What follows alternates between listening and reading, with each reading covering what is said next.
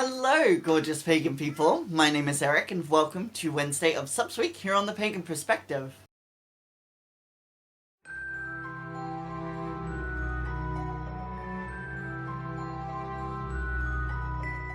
This week we're doing a throwback question to 2018 in May.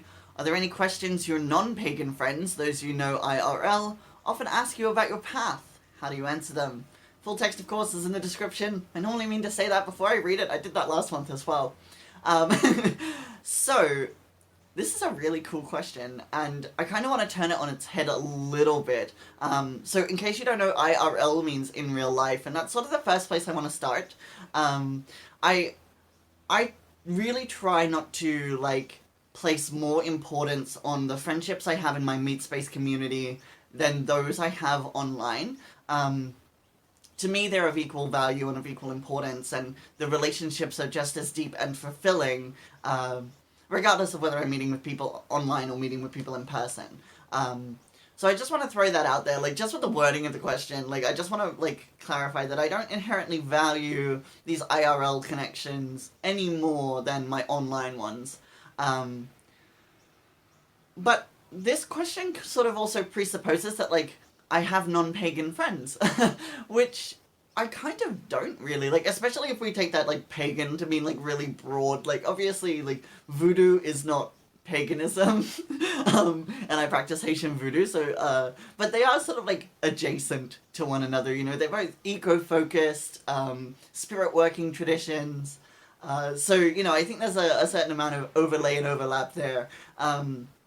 So not all of my friends are in Haitian voodoo, but most, if not all of my friends are in similar magical religious traditions, or have been at some point. So, most of my friends have been involved in neo-paganism or various strands of Wicca or whatever.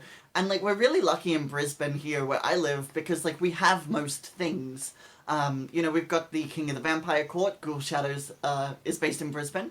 We have the Circle Coven, which is an eclectic, all-women's Wicca-style coven. We have a bunch of reclaiming representation. There's the Pagan Temple of All Gods, which is a sort of neo-pagan, broadly, really non-denominational kind of group. We have so many things here. Really, the only thing we don't have is, traditional British Wicca. But hopefully at some point we will have that here as well. Because I think that's something that this community in Brisbane could really value, or really, grow from, or really, would do well to have present, and that voice or that opinion coming from that, traditional British Wicca kind of perspective. So that's something I wish we had here, but, for the most part, we have everything here, and, there's a lot of magical people in Brisbane, so it's really not hard to find meat space community here. And of course, I totally see my privilege with that. I'm really lucky that I have so many magical friends. But I go to a lot of, pagan events, and, even with COVID, we've been doing a lot of things online.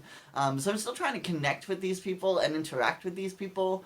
But yeah, most of my friends are or have been involved in magical spirit working traditions, and I think that that's just most religious people, right? Christians tend to stick to hanging out with other Christians, or if they're not with other Christians, they're trying to convert them. That's a pretty common instruction in most of those Christian denominations. Whereas recruitment and conversion isn't really a thing you see in most spirit working paths. It's sort of you're either called to it or you're not, and that's okay. Different strokes for different folks and all that, which I kind of love about our communities, because it means that we get so much more intra-faith dialogue, because obviously what I practice, Haitian voodoo, is not explicitly paganism. To me, I think of neo-paganism as sort of working with gods of dead religions, rather than interacting with closed living traditions like Haitian voodoo.